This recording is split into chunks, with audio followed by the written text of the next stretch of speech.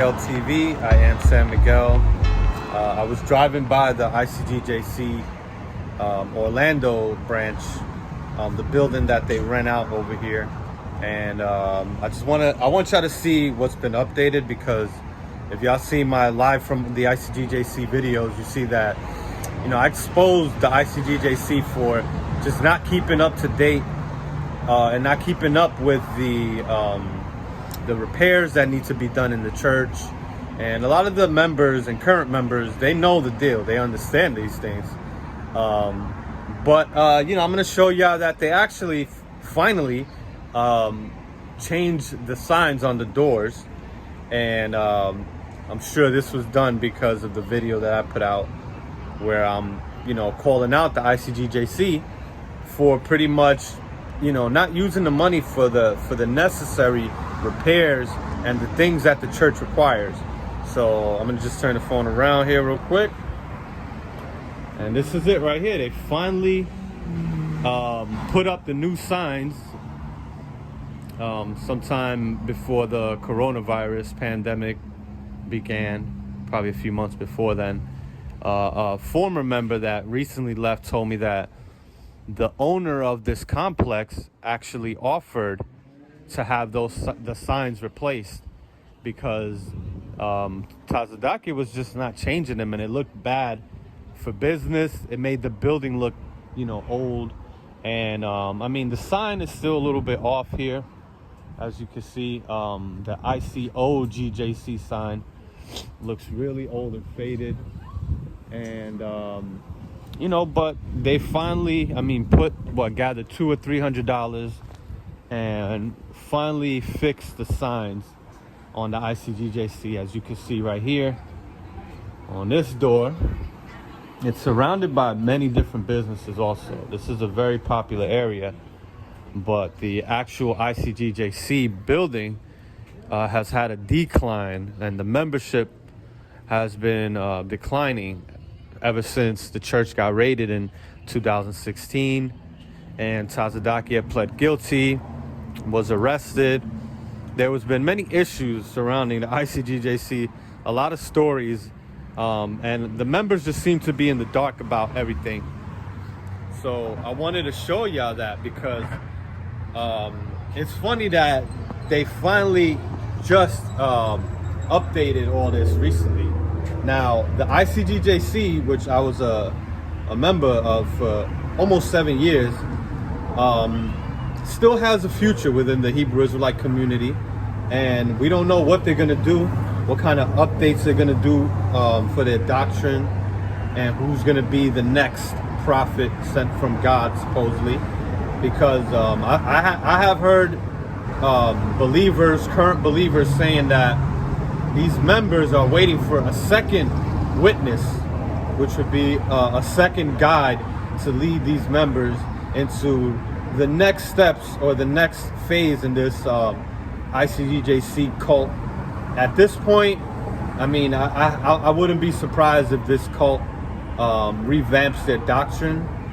I don't know what they're going to do with the Tazadaqyah doctrine, because this was really unexpected, and I know that the members, what they were expecting was some type of big exodus and a salvation from God himself, and he was going to use Tazadaqyah to gather these scattered members into one nation.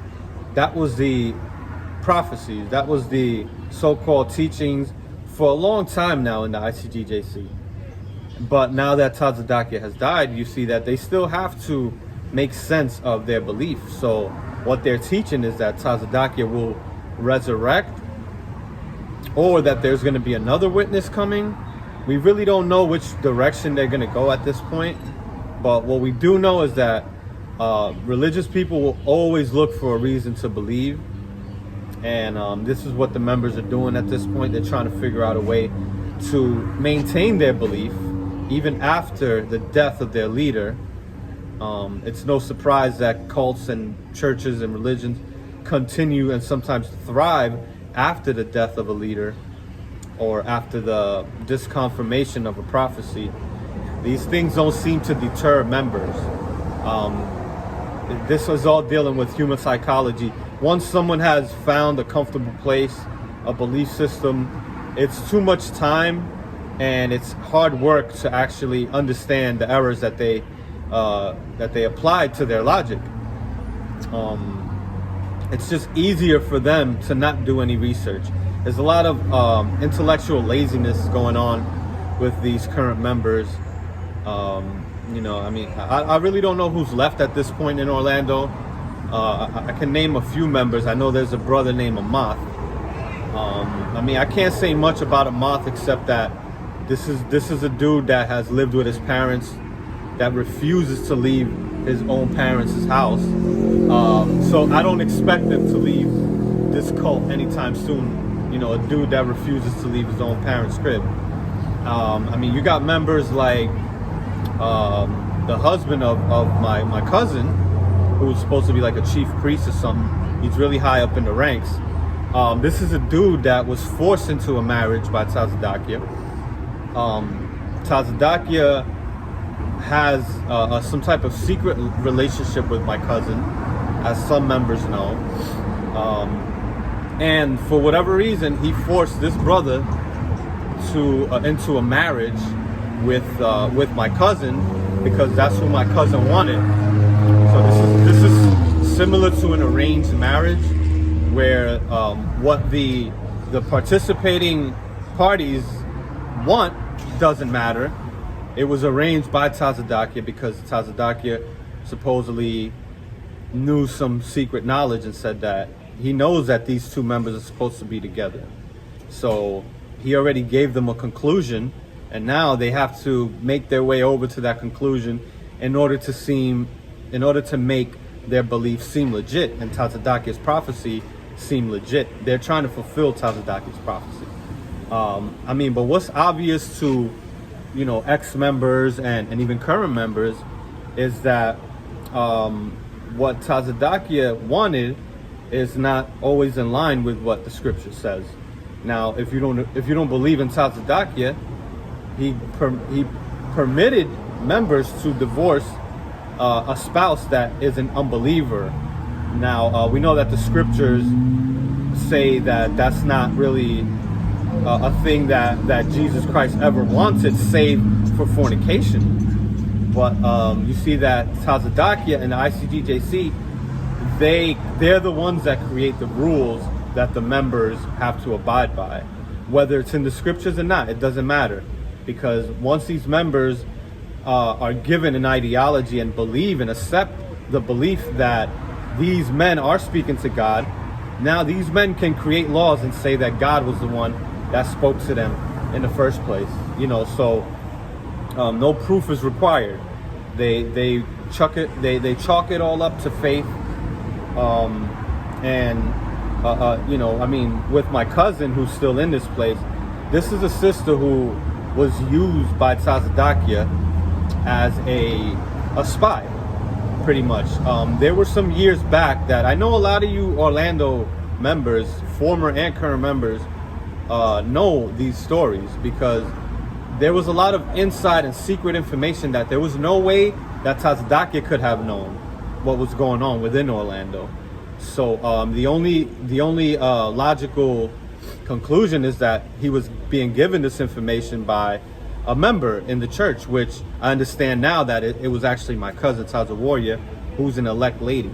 Now she was given secret information to Tazadaqyah about the current members in Orlando, so Tazadaqyah can supposedly keep an eye on Orlando.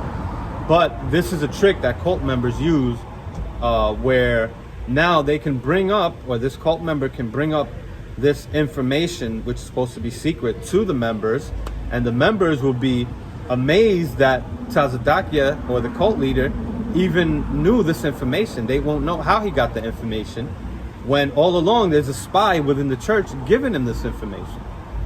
And you know, the spy knows that the only reason this guy knows is because she gave him the information, but she would continue to, or she would allow this man, Tazadaqyah, to just continue to lie to members and make them seem like he knows something. Like he just knows stuff because God has given him this information, all this secret information that there's no way that he could have known unless somebody's given him the information. And that's exactly what was happening with my cousin Tazadaqyah, this elect lady. There was another elect lady in Orlando who passed away not too long ago.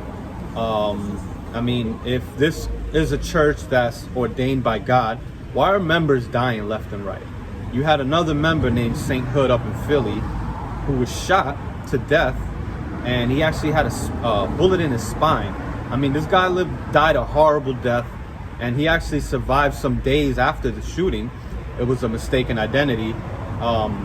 But why is this happening to members of God's church? Why are they dying horrible deaths? They've been teaching and giving out false prophecies, teaching that Christ is going to return in the year 2000. They taught that a man was the reincarnation of King David, and then later kicked that man out the church. And this is how a lot of the splinter groups started, after the ICGJC split, which at the time they were called the ISUPK.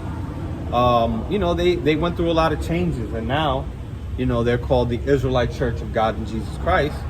I did a video about what the future might hold, and I mean, at this point, it seems like there's still going to be that core membership that's going to remain. It doesn't look like these core members are going anywhere. There's going to be a few stragglers that leave, but it really seems like Tazadaqyah has got a grip on these members even after death, which is the same thing that happened with Yahweh ben Yahweh. There's still plenty of supporters of Yahweh ben Yahweh. They claim that he's not dead and he's still with us in spirit. Same thing that they're saying about Tazadaqyah is no different. So this is just a little update on the ICGJC. They finally fixed a few things in the church, but at this point, Tazadaqyah is gone. So my guess is that they're going to start using a lot of that money that's coming in for things to actually benefit the church, now that Tazadaqyah is not there to intervene and take most of that money away. But then again, we don't know what's going to happen with the leadership. So, at this point, it's progressing, and everything is tentative. So, we're going to wait and see what happens with this cult. Just stay tuned. And again, this is San Miguel. Thank you for tuning in to San Miguel TV. Please like, subscribe, and comment if you have any questions or anything like that, because I do constantly check the comment section. So if you want to hit me up, I'll leave my email in the description box. And that's about it. Have a great day.